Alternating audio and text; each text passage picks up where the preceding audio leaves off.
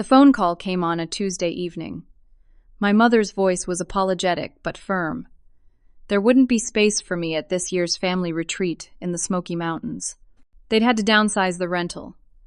I swallowed my hurt and said I understood. 2 days later, a group text popped up on my screen, clearly sent to the wrong person. I stared at the guest list. 66 names. My 4 siblings, their spouses, their children, cousins-in-laws, even family friends. Everyone except Katrina Henderson. Everyone except me. I took a deep breath and started making phone calls. I need to give you some context about my place in this family. I'm 32 years old, single, and I work as a financial analyst in Raleigh. I'm the middle child in a family of 5 kids, and somehow I've always been the one who doesn't quite fit the mold. My older brother Brandon is married with 3 kids, living the perfect suburban life in Charlotte. My older sister Stephanie has twins and a beautifully renovated kitchen that she posts about constantly on social media. My younger brother Aaron just got engaged to a woman our parents absolutely adore. And my baby sister Morgan is married and pregnant, glowing with that expectant mother radiance that makes everyone coo. Then there's me, single, living 3 hours away from the rest of them, focused on my career. I've never been the warm, fuzzy type. I'm practical. I'm independent. And apparently that's made me easy to overlook. The exclusion from the retreat wasn't the first time I'd felt like the outsider. There had been birthday calls that never came, impromptu family dinners. I wasn't invited to Christmas cards with everyone's name listed except mine. But those were small things. Easy to rationalize. Maybe they forgot. Maybe the invitation got lost. Maybe I was reading too much into it. But this was different. This was the annual family retreat, a tradition that started 25 years ago when my grandmother Patricia was still alive. We'd never missed one. Not once. And now suddenly there wasn't space for me. I couldn't sleep that night. The group text kept replaying in my mind. 66 people. I kept thinking about the rental property, trying to remember how big the places we'd stayed in before had been. Something didn't add up. The next morning I did something I'm not particularly proud of. I called the rental company in Gatlinburg, Tennessee, pretending to be my mother confirming our reservation. The woman on the phone was cheerful and helpful. "Oh yes, Mrs. Henderson. You have the massive estate package. 12 bedrooms, 8 bathrooms. It sleeps up to 70 people. You're going to have a wonderful time. The mountain views are just spectacular this time of year." My stomach dropped. 12 bedrooms. 70 people capacity.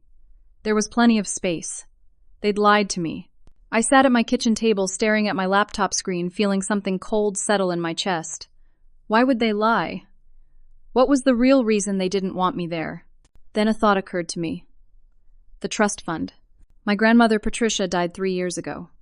She'd been a sharp woman careful with money, and she'd set up a trust fund for all 5 of her grandchildren. Equal shares. I remembered helping set up the online accounts because I was the most tech-savvy of the siblings. I still had access. I logged in, my hands shaking slightly. The account loaded. I felt the blood drain from my face. The trust should have had close to $500,000 in it. Instead, there was $83,000. Someone had been withdrawing money. A lot of it. I spent the next 2 hours going through every transaction, cross-referencing dates with my calendar and social media posts from my family members. A pattern emerged that made me feel sick. $45,000 withdrawn in June 2 years ago. That was when Brandon bought his new boat. $38,000 in March last year, right before Stephanie's kitchen renovation started. $22,000 in November. Around the time Aaron had his engagement party at that expensive venue. $55,000 in January. Morgan's destination wedding in the Bahamas. And then I saw it. $12,000 withdrawn 3 weeks ago. The memo line said family retreat rental. They'd been using the trust fund like their personal piggy bank. And they'd been using it to pay for family events that I was now being excluded from. I picked up my phone and called my father, Harold. My hands were shaking with anger. "Katrina," he answered, his tone wary. "Dad, I need to ask you something about Grandma's trust fund." There was a long pause. "What about it?" "There's money missing. A lot of it. Can you explain the withdrawals?" His voice turned cold. That's family business, Katrina. Your grandmother wanted that money to help the family. That's what we've been doing. But it's supposed to be divided equally among the 5 of us. Those withdrawals weren't approved by all the beneficiaries. You've always been so paranoid, he snapped. Always looking for something to be upset about. Your siblings needed help. We helped them. That's what families do. Maybe if you were around more, if you showed more interest in family matters, you'd understand that. Dad, this isn't about being around. This is about the trust terms. Grandma set this up with specific rules. Your grandmother would be disappointed in you right now, questioning your own family like this. We're done with this conversation. He hung up on me. I sat there, phone in hand, stunned. He hadn't denied anything. He just made me feel guilty for asking.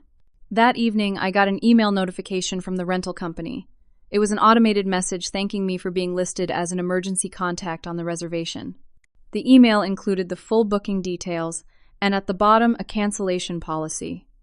Cancellations made within 30 days would only receive a 50% refund. I stared at the screen. I was listed as an emergency contact. That meant my name was on the reservation. And then I noticed something else in the fine print. Because the reservation was paid from the trust fund, all 5 beneficiaries were listed as co-signers on the rental agreement. That meant I had legal standing. I sat back, my mind racing. I had access to the reservation. I could cancel it if I wanted to. But was that the right move? Before I could decide, my phone rang. It was Brandon, my older brother. Katrina, his voice was ice cold. We need to talk. Okay, I said carefully. Mom and Dad know you've been snooping in the trust account. We all know. And we've made a decision. My heart started pounding. What decision? We're going to have you removed as a trustee. You're financially irresponsible, and you're not fit to have access to family money. Excuse me, I'm financially irresponsible. You're behind on your student loans, aren't you? I felt my face flush. It was true. I'd been struggling to make payments on my $40,000 in student debt while also paying rent and living expenses. That doesn't mean I'm irresponsible. It means I'm dealing with the same debt crisis that millions of Americans face. The family has already contacted a lawyer. We're moving forward with this. You're not going to ruin this retreat for everyone because you're jealous that your siblings are doing better than you. Brandon, I'm not jealous. I'm concerned about the trust being misused. We're done here, he said and hung up. I sat in the silence of my apartment, feeling the walls closing in. They were going to remove me from the trust.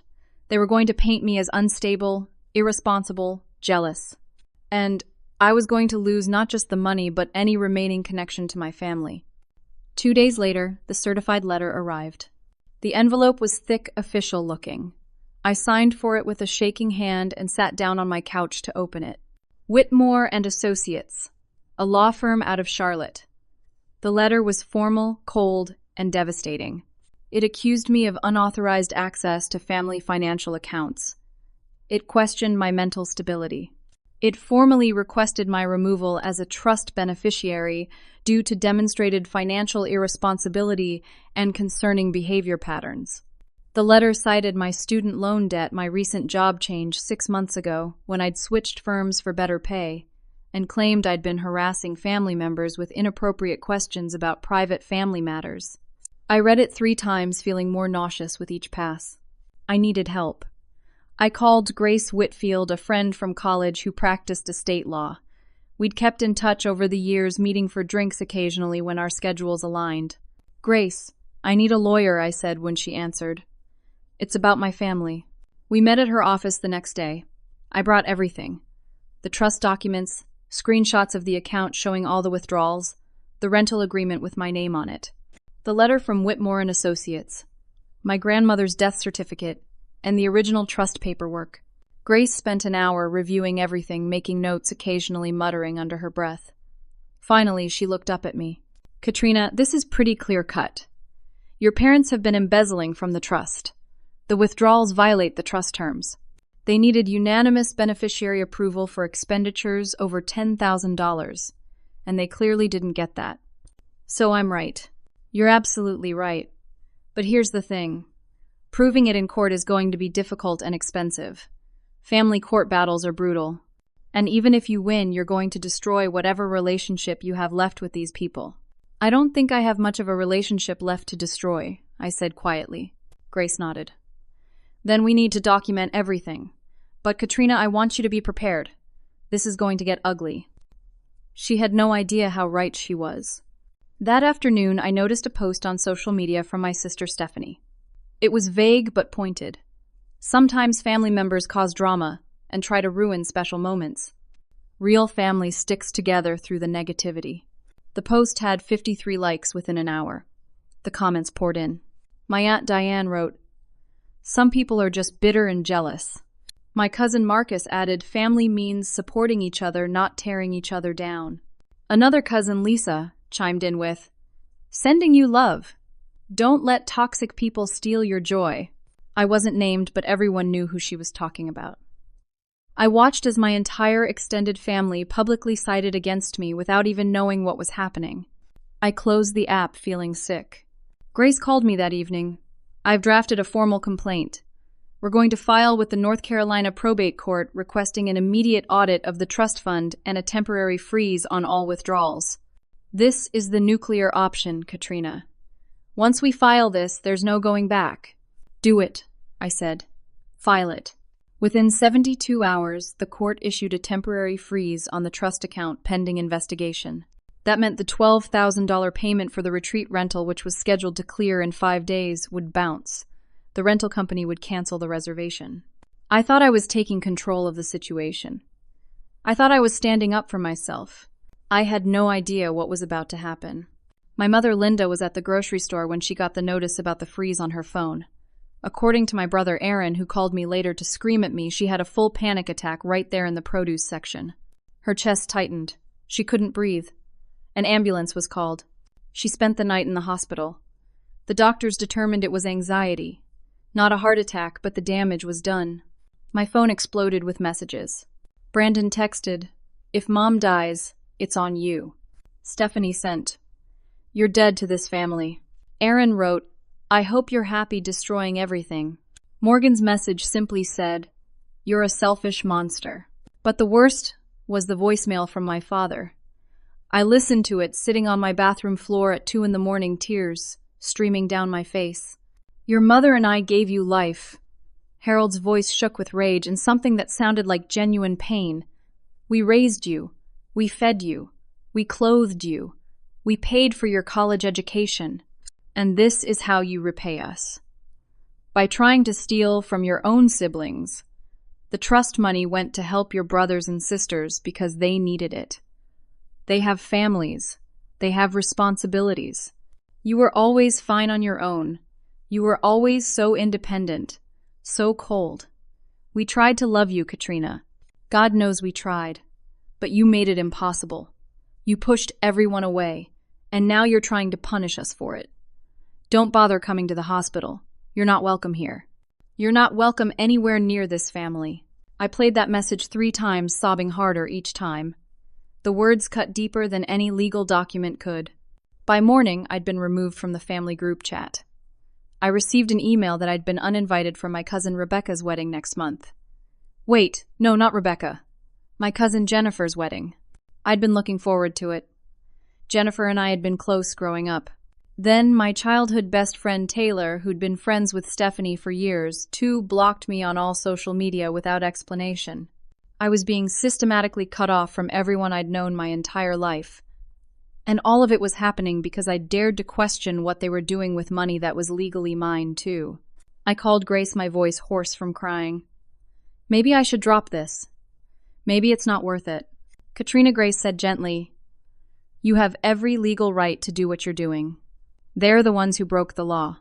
You're just holding them accountable. Don't let them manipulate you into backing down." But legal rights didn't stop the isolation from crushing me. 5 days passed with radio silence from my family except through lawyers. The probate court scheduled a hearing for 3 weeks out. Grace told me the evidence was strong. The trust terms were clear. The withdrawals were unauthorized. We had a good case. But my heart wasn't in it anymore. I'd lost 15 pounds. I couldn't sleep. I'd taken a leave of absence from work because I couldn't focus on analyzing financial reports when my own family finances were in chaos. Then I got a call from a number I didn't recognize. An Oregon area code. Katrina, this is your Aunt Judith, your father's sister. I sat up straight. Aunt Judith. I barely remembered her. She'd had some kind of falling out with my parents years ago and moved across the country. We'd maybe met 3 times in my entire life. Hi, I said cautiously. I heard about the trust fund situation. Your cousin Marcus posted something on social media and word travels fast in this family even when we're not talking to each other. Oh, Katrina, I need to tell you something. This isn't the first time your parents have done something like this.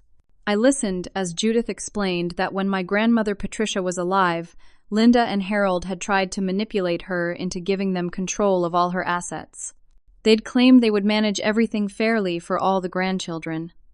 Judith had fought against it, which caused a massive family rift. That's why Judith moved to Oregon and barely spoke to anyone. Your grandmother didn't trust them, Judith said. That's specifically why she created the trust with such strict terms. She wanted to protect you kids from your parents' financial mismanagement. Katrina, you need to get the original estate documents. There might be things in there that will help your case. I requested the full estate file from the probate court. It took a week to arrive. When it did, I spread everything out on my dining table and started reading. That's when I found it. Buried in the trust documentation was a clause I'd never noticed before. If any trustee or beneficiary was found to have misappropriated funds, they would forfeit their share. That portion would be distributed equally among the remaining beneficiaries. More importantly, there was a provision that if the trust was used for non-essential expenditures without unanimous beneficiary approval, those expenditures had to be repaid with interest. Every single withdrawal my parents had made violated this clause. I called Grace immediately. I found something. She reviewed the clause and let out a low whistle. Katrina, this changes everything. We can push for enforcement of the forfeiture clause. Your parents and potentially your siblings would have to repay everything and lose their shares. Can we really do that? Legally? Yes. But Katrina, you need to understand what that means. This will permanently end your relationships with these people. I thought about my father's voicemail, about being blocked and uninvited, about watching my mother collapse and being blamed for it. What relationships were left to save? Let's push forward, I said. Before we could file the amended complaint, Whitmore and Associates requested mediation. They wanted to settle out of court. I agreed to meet. Grace and I drove to a neutral attorney's office in Durham, halfway between Raleigh and Charlotte. When I walked into the conference room, my entire family was there. My parents, all 4 siblings, and Roger Whitmore, a silver-haired man in a suit that probably cost more than my monthly rent. The mediation was a nightmare. Roger opened by accusing me of elder abuse. He claimed I was financially manipulating my elderly parents. He presented evidence. Old emails where I'd questioned why we needed to chip in for expensive group gifts. Text messages where I'd declined to visit for random Sunday dinners because I had to work. Records showing I was the only sibling who didn't visit Charlotte monthly. They painted a picture of a cold, distant daughter who resented her family's closeness and was now seeking revenge through legal technicalities. My mother cried through the entire presentation. My father sat stone-faced, refusing to even look at me. When Roger finished his opening statement, Stephanie stood up. Katrina has always been the outsider by choice, she said, her voice shaking with emotion. We tried to include her. We invited her to things. But she always had some excuse. She was too busy, too tired, too far away. And you know what? That hurt. It hurt all of us. We built our lives and our relationships, and she chose not to be part of that. And now she's using Grandma's trust fund as a weapon to punish us for being close when she chose to be distant. Brandon talked about his kids. They ask why Aunt Katrina doesn't come to their birthday parties. What am I supposed to tell them? That she doesn't care enough to make the drive. Morgan, visibly pregnant and emotional, said she was terrified the stress would harm her baby. Aaron said I'd destroyed his relationship with his fiancé's family, who now viewed our entire clan as dysfunctional. Each statement felt like a knife. Because there was truth in what they were saying, just twisted. I had declined invitations. I had been distant. But they left out that I was struggling financially, working long hours, dealing with anxiety and depression alone because I had no support system. Then Roger presented the settlement offer. I would withdraw all legal complaints. In exchange, I'd receive $30,000 from the trust. My fair share, he called it, after accounting for what my siblings had received. I'd sign a non-disclosure agreement promising never to discuss family finances publicly, and I'd write a letter of apology to the family admitting I'd overreacted due to personal stress and mental health struggles. Grace immediately objected. "This is extortion." Roger smiled coldly. "No, Miss Whitfield. This is a fair settlement. But if your client refuses, we're prepared to file a countersuit." He slid a document across the table. They were suing me personally. Not just responding to my legal action, but filing a separate lawsuit claiming I'd defamed them through my accusations. They were seeking damages for emotional distress and reputational harm. $300,000. My hands shook as I read the document. Then Roger added almost casually, "We've also contacted your employer.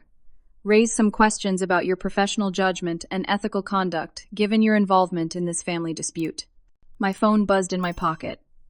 I pulled it out and saw an email from Susan Palmer, my HR director. "Please schedule a meeting at your earliest convenience to discuss some concerns that have been raised."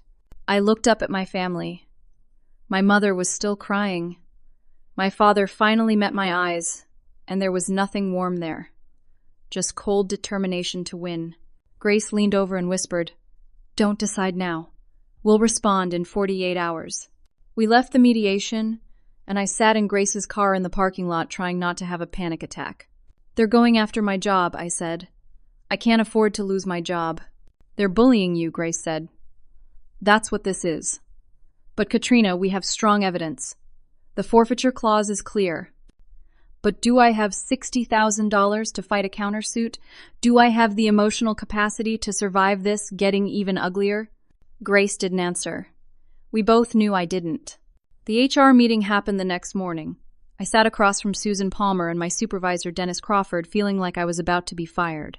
Susan was professional, but clearly uncomfortable. "Katrina, we received a phone call from an attorney named Roger Whitmore. He expressed concerns that you might be involved in fraudulent financial activities." "That's not true," I said immediately. "I'm not involved in anything fraudulent. I'm actually trying to stop fraud." Dennis shifted in his seat.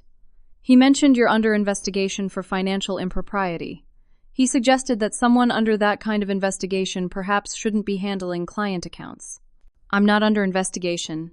I filed a complaint about my family misusing a trust fund. I'm the one who reported the problem." Susan sighed.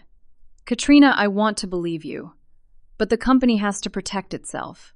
Until this legal matter is resolved, we're placing you on unpaid administrative leave. Your system access is suspended effective immediately. Unpaid." My voice cracked. "Susan, I can't afford unpaid leave. I'm sorry. The company is also conducting its own review of the situation. We'll let you know when that's complete." I walked out of that office feeling like the ground had disappeared beneath my feet. My salary was $48,000 a year. After taxes, that was about $3,000 a month. My rent was $1,200. Car payment was $350. Student loans were $400. Insurance, utilities, groceries, gas. I had maybe $7,000 in savings. That would last me 3 months if I was extremely careful. Less if I had to keep paying Grace. I applied for unemployment benefits but was denied because I wasn't terminated just on leave.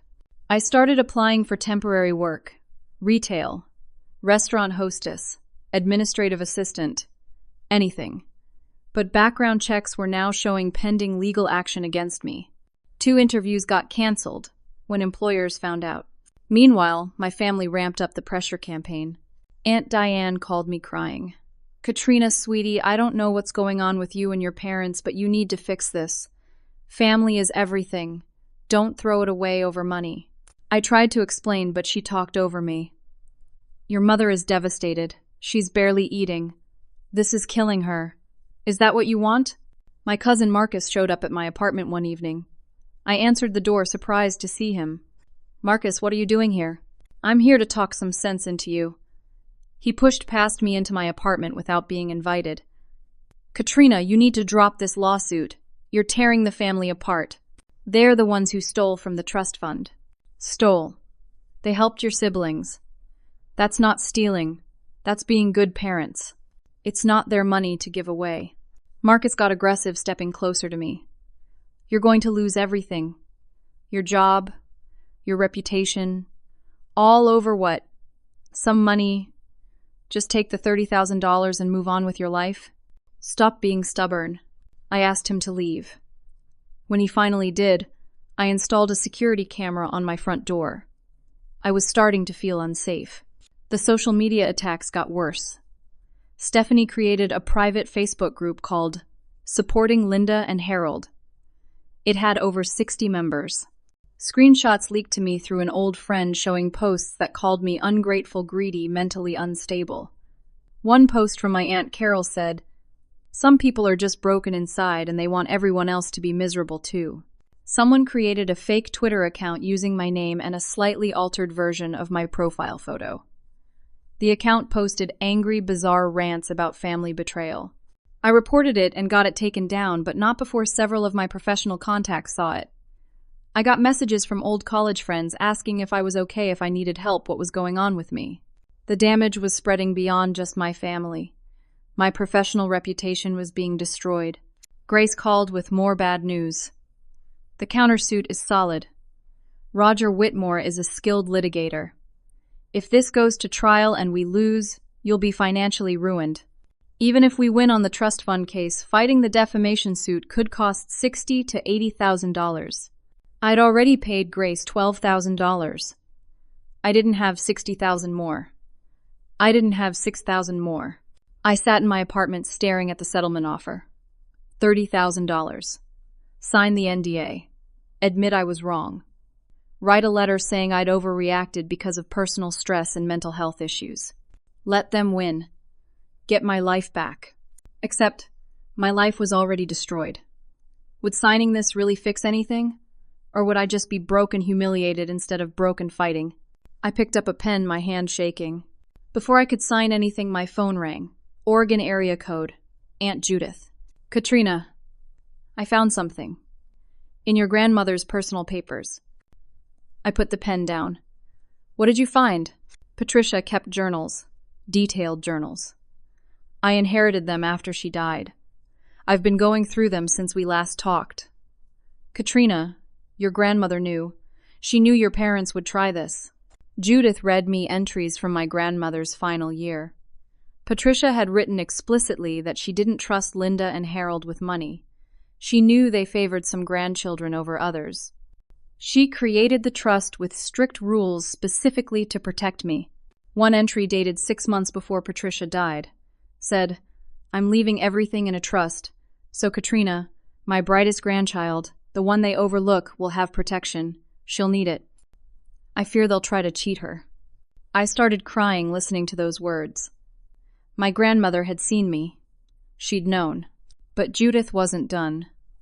There's more. I found bank statements. Your parents borrowed $200,000 from Patricia a year before she died. They promised to repay it. They never did. Patricia documented everything in her journals. She was going to pursue it legally, but she got too sick. $200,000. With 4 years of interest at the rate she specified in her journals, that's about $240,000 they owe the estate. This changed everything. If we could prove they owed that debt, it superseded everything else. I'm sending you copies of everything Judith said. The journals, the bank statements, all of it. Fight them, Katrina. Patricia would want you to fight. I felt a surge of hope for the first time in weeks. We had real evidence now. Evidence that could turn this case around. But then reality set in. Even with this evidence, a trial would take months, maybe a year. I'd been on unpaid leave for 2 weeks. My savings were already down to $6,200. Rent was due in 12 days. The settlement was starting to look not just tempting, but necessary for survival. I decided to try one more thing. I'd meet with my parents privately without lawyers. I'd show them the evidence Judith sent. Maybe seeing Patricia's own words, seeing proof of the debt would make them back down. I texted my father. Can we meet just us? No lawyers. He responded 2 hours later. Saturday, 2 o'clock. Our house. I drove the 3 hours from Raleigh to Charlotte on Saturday morning rehearsing what I'd say. I had copies of the journal entries, copies of the bank statements. I'd show them everything. Make them understand that I wasn't making this up. I pulled up to the large colonial house I'd grown up in. The lawn was perfectly manicured. My mother's flower beds were in full bloom. It looked like the picture of a happy family home. My father opened the door before I could knock. But he wasn't alone. All 4 of my siblings stood behind him. Roger Whitmore was there in his expensive suit, and there was a uniformed police officer standing in the foyer. My father's face was cold.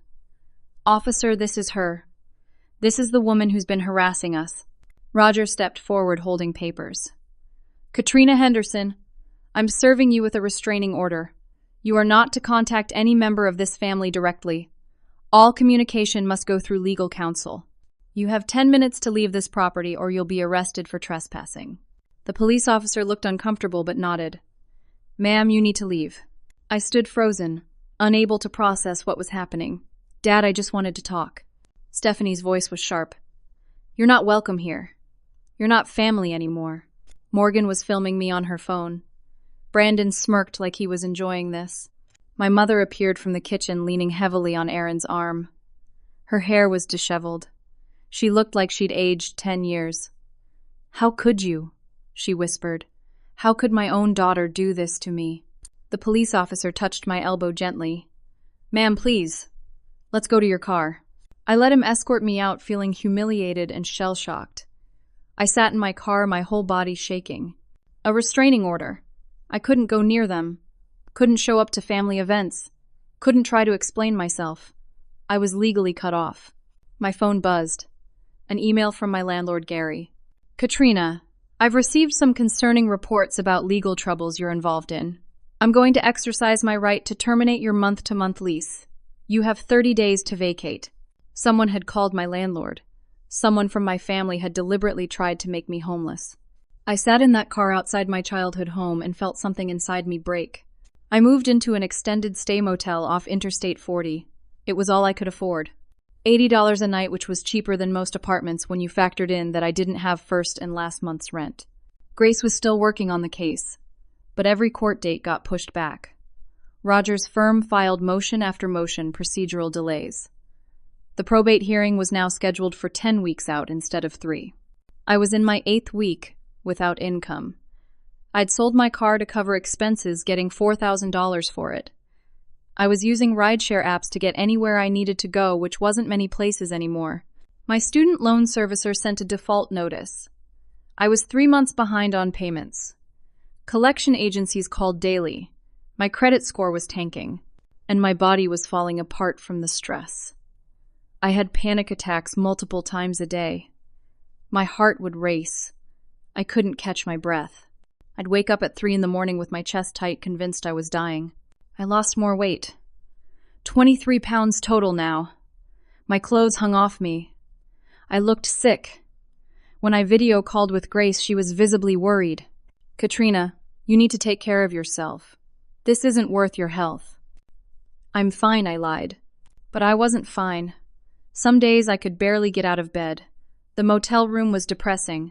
The walls were beige. The comforter was stained. There was mold in the bathroom. But it was all I could afford. Then, unexpectedly, I got a Facebook message from someone I hadn't thought about in years. Paige Morrison. She dated my brother Aaron for 3 years before they broke up. Before he met his current fiancée, Lauren. "Hi, Katrina.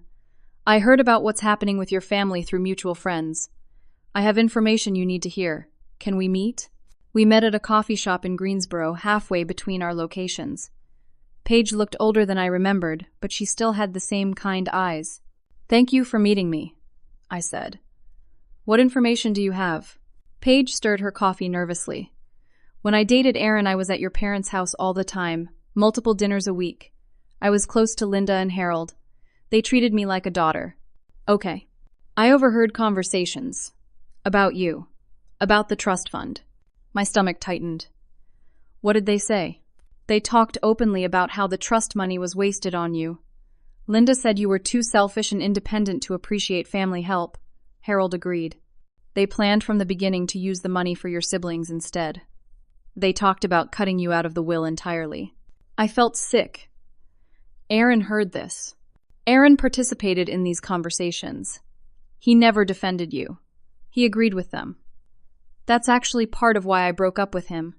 The way your family talked about you was disturbing. Like you were this cold, ungrateful burden. I tried to say something once. Tried to suggest that maybe you just had a different personality type and that was okay. Linda shut me down immediately. Said I didn't understand the situation. Why are you telling me this now? Because what they're doing to you is wrong. I felt guilty for years that I didn't speak up more forcefully back then. If you need someone to testify about what I heard, I'll do it. I have nothing to lose. I'm not connected to that family anymore. I called Grace immediately after the meeting. She was thrilled. Paige's testimony corroborated premeditation. Combined with Patricia's journals and the unpaid debt, we had a compelling case. Grace filed an amended complaint with all the new evidence. She requested an emergency hearing, arguing that Harold and Linda were continuing to damage my reputation and livelihood in violation of court orders. Roger responded within 24 hours. He filed a motion to dismiss based on hearsay evidence. He argued that the journals were just an old woman's ramblings with no legal weight. He questioned Paige's credibility, painting her as a bitter ex-girlfriend seeking revenge. He also produced affidavits from all 4 of my siblings. Each one was brutal. Brandon claimed I'd been cold and distant, even as a child, that I'd rejected family affection. Stephanie recalled times I'd refused family help, failing to mention the help always came with judgment and conditions. Morgan described me as jealous of their marriages and families. Aaron claimed Paige was lying to get back at him for ending their relationship.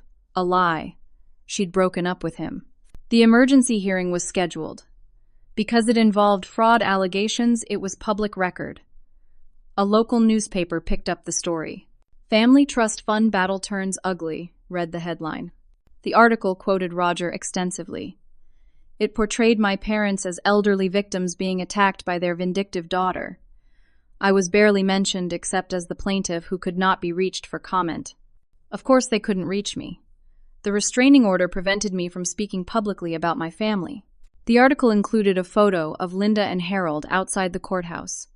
They looked frail and sad, holding hands. The comment section was vicious. This is elder abuse. What kind of daughter does this to her own parents?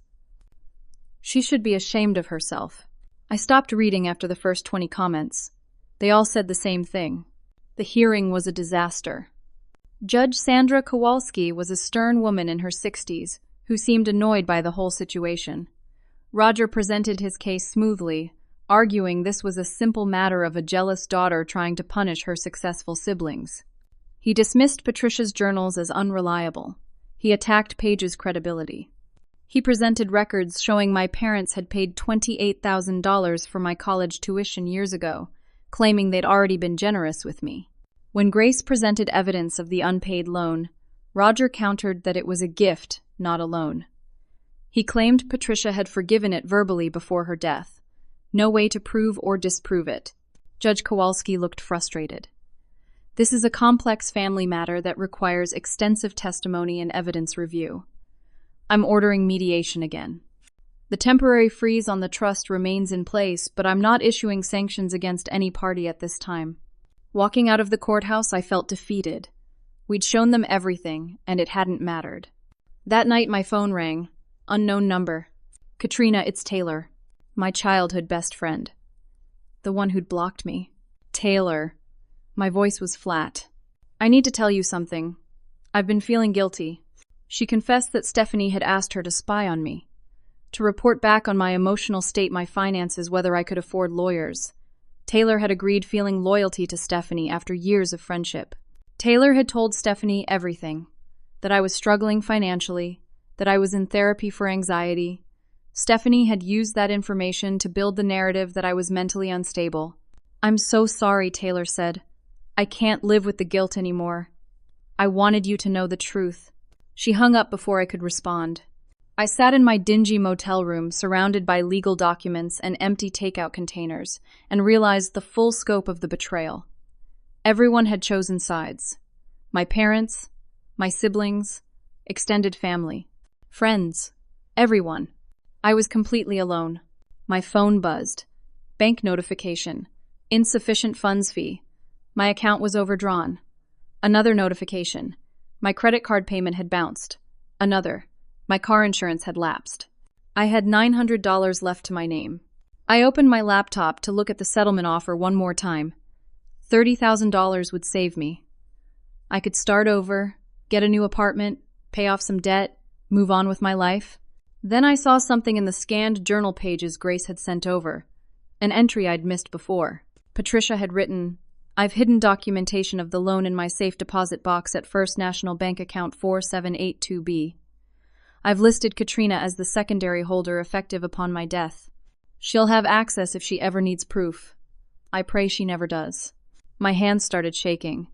There was a safe deposit box. With documentation, Patricia had made me a secondary holder 3 years ago.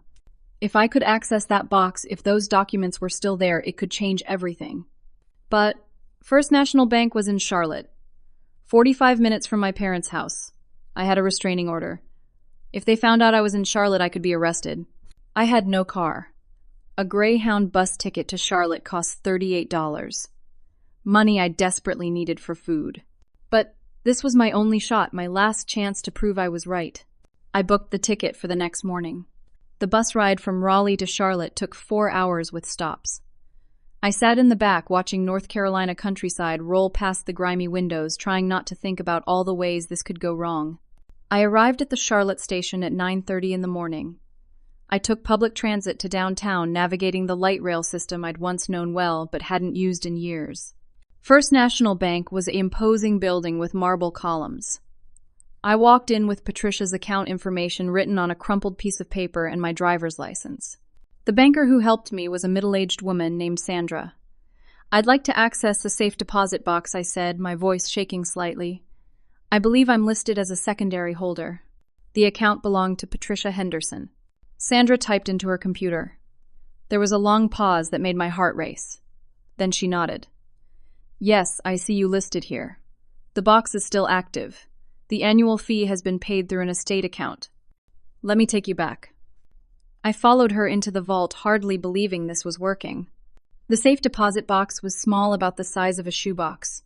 Sandra left me alone in a private room with it. Inside was a manila folder. I opened it with shaking hands.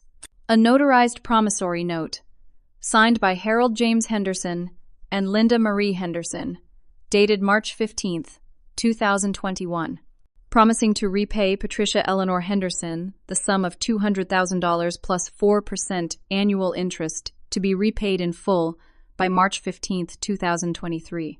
They hadn't repaid it. Patricia died in August 2022, 6 months before the repayment was due. There was also a letter, handwritten, addressed to me. "My dearest Katrina," it began. I sat down in the small chair, tears already forming. "If you're reading this, I'm gone, and I fear my worst suspicions have come true.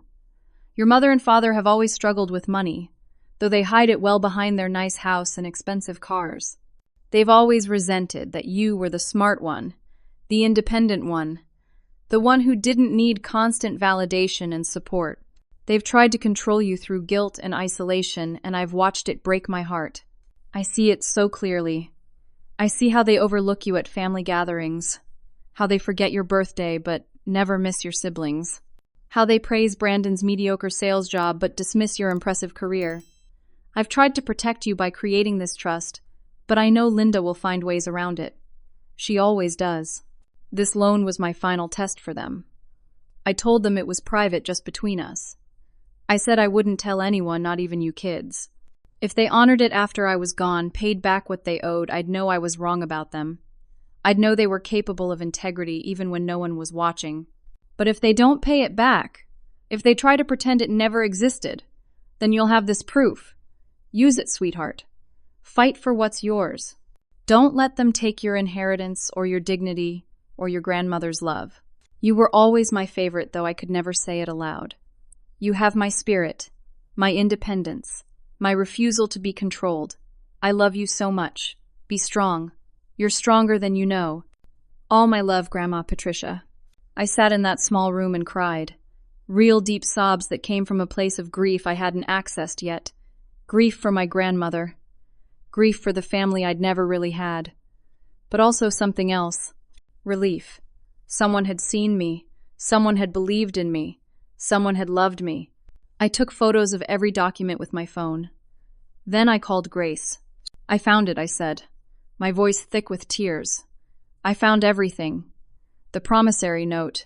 It's notarized. It's real. Grace was silent for a moment. Then, Katrina, this is it. This is the smoking gun. Notarized promissory notes are ironclad legal documents. With 4 years of interest, they owe $240,000. That debt takes priority over any trust distributions. What does that mean? It means we have leverage now. Real leverage. We can force a settlement on your terms. They'll have to negotiate honestly or face having liens put on their assets, probably their house. For the first time in months, I felt powerful instead of powerless. Grace drafted a new amended complaint, including the promissory note. She also prepared a settlement demand. Harold and Linda had to repay the $240,000 debt with a payment plan if needed. All previous trust withdrawals would be declared invalid and had to be repaid. I would receive my full share plus legal fees. The countersuit would be dropped. No NDA. Full public acknowledgement of wrongdoing. Before we file this, Grace said we should give them one chance to settle privately. Let's send a letter requesting a final mediation. We'll hint that we have significant new evidence, but not specify what it is. Why give them a chance? Because if we ambush them in court, they'll fight harder. If we give them a chance to settle, they might take it to avoid public humiliation. Grace sent the letter through Roger's office. 3 days later, they agreed to mediation. We met at the same Durham office. This time I walked in differently. Still thin, still exhausted, but calmer, stronger. Grace sat beside me with a thick folder containing copies of everything. Roger opened with his usual aggressive tactics. He demanded I accept the original settlement immediately or face escalated legal action. Harold and Linda sat silently looking frail. Brandon, Stephanie, Aaron, and Morgan glared at me with contempt. Then Roger delivered what he clearly thought was his final blow. He slid a petition across the table. If you don't sign today, we're filing this motion to have you declared mentally incompetent and assign a guardian to make legal decisions for you. We have evidence of erratic behavior and mental decline. The room was silent, waiting for me to crumble. Instead, I spoke calmly. I found Grandma Patricia's safe deposit box. Everyone froze. I found the promissory note you signed, Dad. $200,000. Dated March 2021. You promised to repay it by March 2023. You never did. It's notarized. It's legal. With 4 years of interest, you owe the estate $240,000. I slid copies across the table. Harold's face went completely white. Linda gasped, her hand flying to her mouth. Roger picked up the document. His expression darkened as he read. I also have Grandma's letter. I continued, my voice steady, explaining exactly why she created the trust the way she did. Because she knew you'd do this. She knew you'd try to cheat me. Brandon grabbed the promissory note from Roger. Dad, what is this? Harold stammered. It's not what it looks like. It looks like you borrowed money from Grandma and never paid it back, Stephanie said, her voice rising. While you were using trust money for us? Linda was crying, but this time it was different. Panicked. Real. Grace took over, her voice professional and calm. The promissory note takes legal precedence over any trust distributions. If Harold and Linda can't repay this debt, and I suspect they can't, the court can seize assets to satisfy the debt. Their house, valued at approximately $400,000, with roughly $200,000 in equity, would be first in line. She let that sink in. My parents could lose their house. Here's our settlement offer, Grace continued. Harold and Linda repay the loan through a court-supervised payment plan secured by a lien on their house. All invalid trust withdrawals are returned by the siblings who receive them or deducted from future shares. Katrina receives her full 1/5 share of the trust. You drop the countersuit.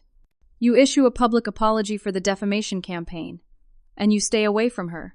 Roger was furious. This is extortion. No, Grace said calmly. This is contract law. They signed a promissory note. They defaulted.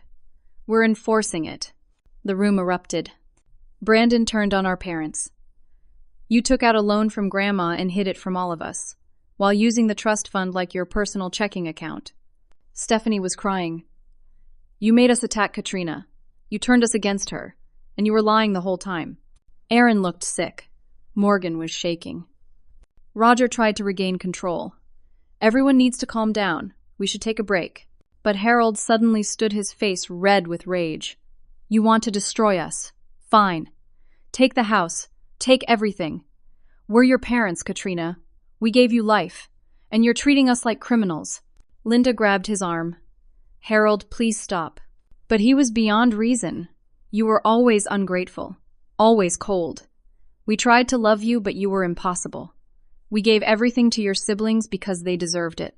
They appreciated us. You never did. I stood too, my voice shaking but clear. I appreciated you. I loved you.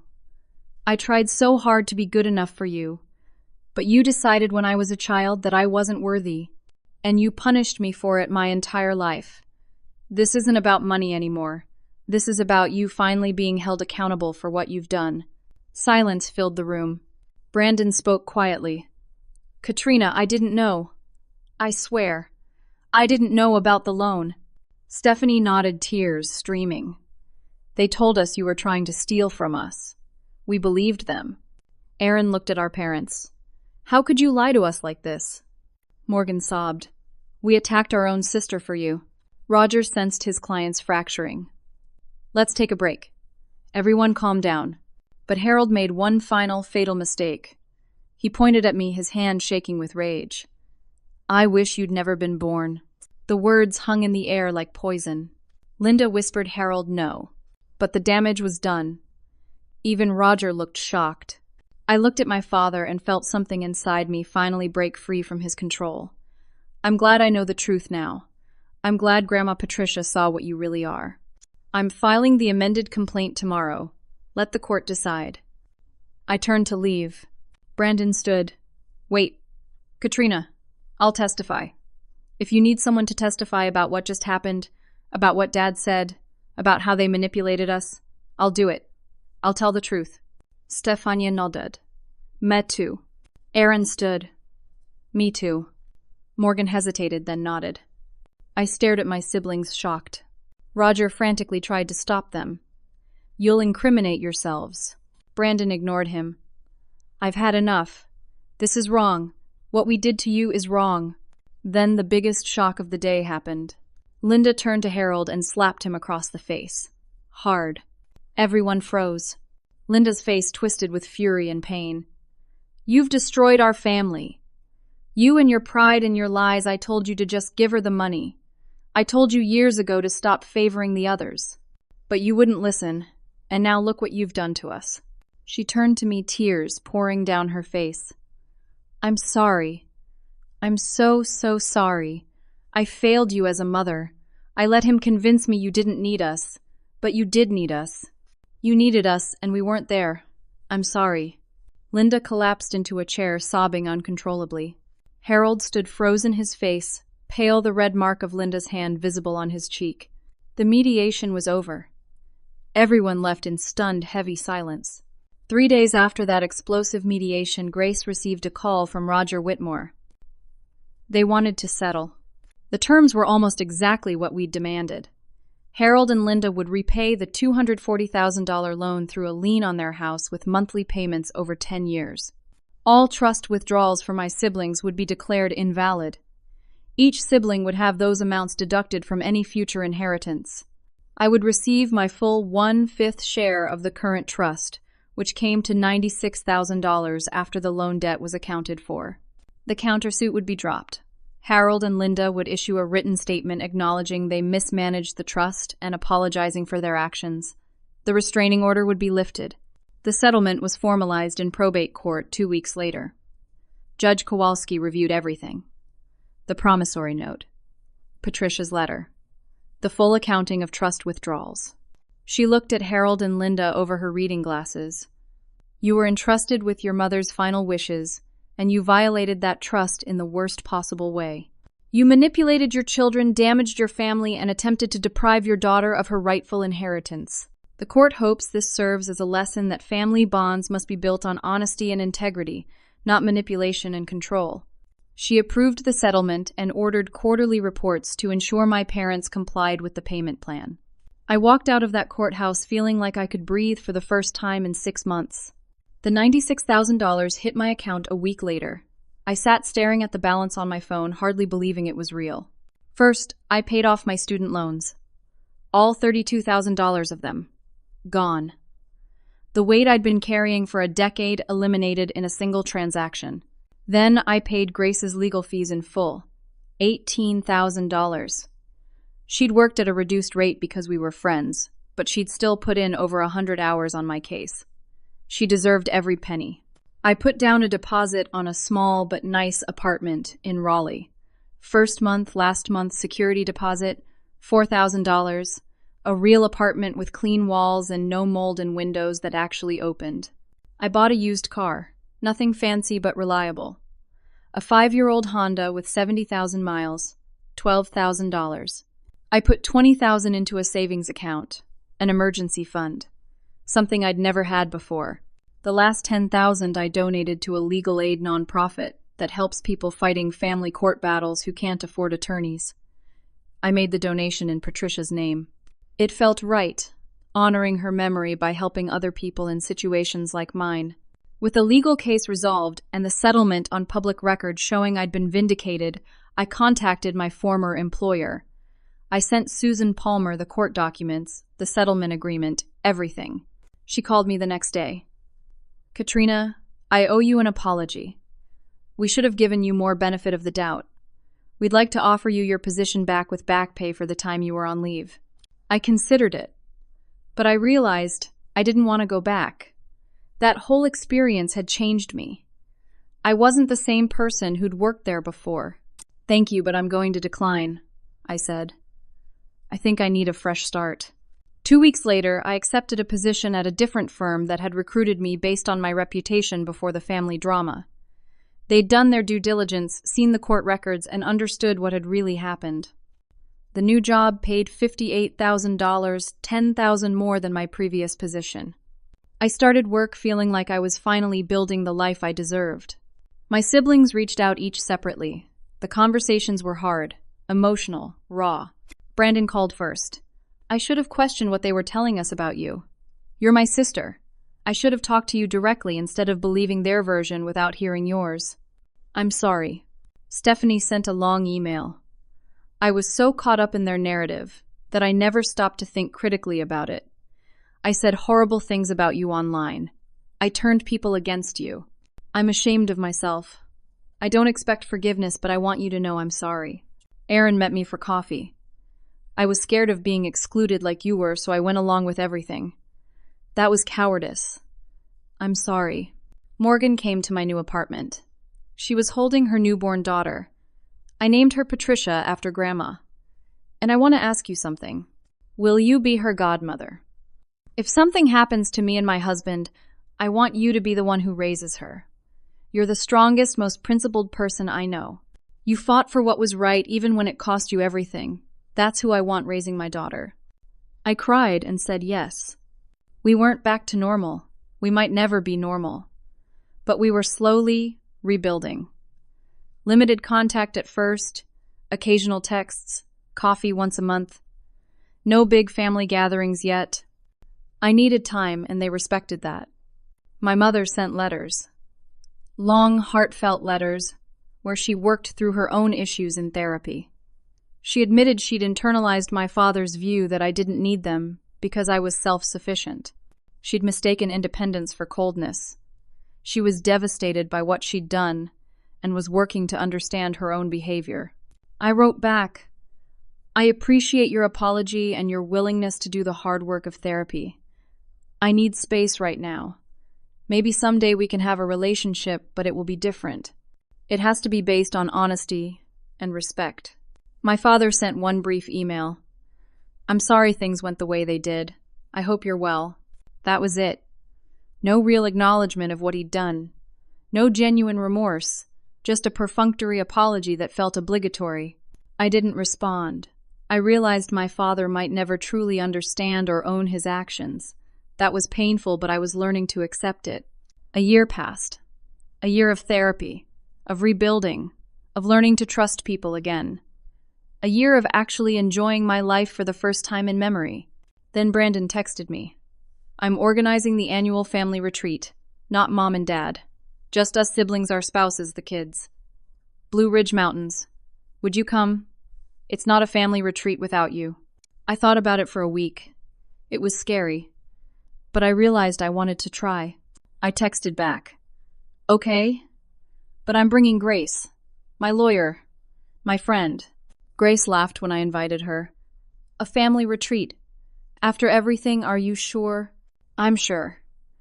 And I need someone there who knows the whole story.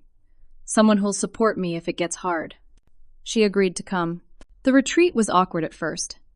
Everyone was careful around me like I might break, but slowly over the week we relaxed. We talked honestly about the past year, about how the family had changed, about everyone's strained relationships with our parents. We shared memories of Grandma Patricia. Brandon's 8-year-old daughter Emma asked me why they hadn't seen me for so long. Sometimes families have disagreements, I said simply, but we're working it out. Emma accepted this. Want to play cards? We played Go Fish for an hour. It was healing in a way I hadn't expected. On the last night, we sat on the deck, watching the sunset over the mountains. Morgan was holding baby Patricia. She looked at me and smiled. Thank you for saying yes to being her godmother. It means everything to me. I held my niece, this tiny person named after the grandmother who'd saved me, and felt a sense of peace I hadn't known was possible. Driving home from that retreat, I had a lot of time to think. 3 hours of mountain highways turning into flat Piedmont roads, the landscape changing as I got closer to Raleigh. I thought about everything. The phone call that started it all. The betrayal, the isolation, the fight, the courtroom, Patricia's letter. The moment my siblings finally saw the truth. The slow, painful rebuilding. I thought about my grandmother's words. Be strong. I had been strong. Stronger than I knew I was capable of being. I'd fought when everyone told me to back down. I'd stood alone when it would have been easier to give in. I'd refused to let them define my worth, or erase me from my own family. The lesson I learned through all of this is complicated because life is complicated. Family isn't just about blood. It's about respect, honesty, and mutual care. Some people are related to you by genetics, but will never truly see you or value you. And that's not your fault. That's not something you can fix by being better or trying harder or making yourself smaller. Sometimes the people who are supposed to love you unconditionally will fail you. Sometimes they'll choose convenience over truth or control over connection. And when that happens, you have every right to protect yourself. Setting boundaries isn't selfish. Standing up for yourself isn't cruel. Demanding accountability isn't vindictive. I learned that I'm stronger than I ever imagined. The pain taught me that. The betrayal forced me to rely on myself and discover that I'm actually pretty capable when I'm not seeking approval from people who were never going to give it. I learned that some relationships can heal, like with my siblings who were manipulated, but eventually chose truth over comfort. Some relationships, like with my father, may never fully repair. And both of those outcomes are okay. I don't have to fix everything. I don't have to forgive everything. I get to decide what's healthy for me. I learned that fighting for justice isn't selfish. Standing up for what's right, even when you're standing alone, is always worth it. The money mattered, yes. I needed it. But what mattered more was refusing to accept being erased, being lied about, being made invisible. Grandma Patricia saw me when no one else did. She believed in me enough to protect me, even after she was gone. That kind of love, that kind of validation was worth more than any amount of money. It gave me the courage to fight. It reminded me that I wasn't crazy, wasn't imagining things, wasn't the problem. I think about that $38 bus ticket to Charlotte. The one I bought when I had $900 to my name and no guarantee that the safe deposit box would even still exist. That was the moment I chose myself. That was the moment I decided I was worth fighting for. And I was right.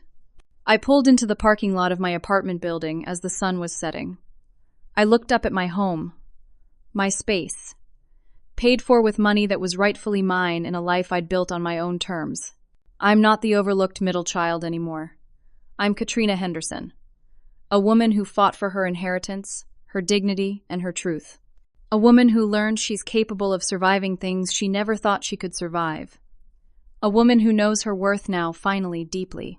Whatever comes next, I can handle it. I've proven that to myself. That night, I wrote my own letter. I put it with Patricia's documents in a folder I keep in my closet. I wrote to my future self for the days when doubt creeps in, when old wounds ache, when I question whether I did the right thing. Remember this, I wrote. You are worthy. You always were. The people who couldn't see it were looking through broken lenses. You fought when it would have been easier to surrender. You stood alone when everyone walked away. You won because you refused to let them define your worth. Keep this letter. Remember this year. Remember that you are strong, capable, and enough. You always have been. You always will be. With love, Katrina. I sealed the letter and put it away. Then I made myself dinner in my little kitchen, sat on my couch that I'd picked out myself, and watched the city lights come on outside my window. I'm free. Finally, truly free. Free from their expectations, their manipulation, their version of who I should be. Free to build relationships on my own terms. Free to define success by my own standards. Free to be exactly who I am without apologizing for it. That freedom, that peace, is worth more than any trust fund ever could be. So here's what I want to know from you. Have you ever had to stand up to your family? Have you ever been in a situation where doing the right thing meant losing people you love? How did you find the courage to choose yourself when everyone was telling you that you were wrong? I'd love to hear your stories in the comments below. Sometimes the most powerful thing we can do is share our experiences and realize we're not alone in these struggles. If this story resonated with you, if it made you think about your own family dynamics or gave you courage to stand up for yourself, please hit that like button. Subscribe to hear more stories about real people facing real challenges and finding their way through. And share this with someone who might need to hear it. Someone who's struggling with family conflict. Someone who feels invisible in their own family. Someone who needs to know that choosing yourself isn't selfish. Thank you for listening to my story. Thank you for being here. I hope wherever you are, whatever you're facing, you remember that you're worthy of respect, honesty, and love. Don't settle for less. Don't make yourself smaller. Stand up. Fight back. You're stronger than you know. Take care of yourselves out there. And remember, family is about how people treat you, not just who they are to you.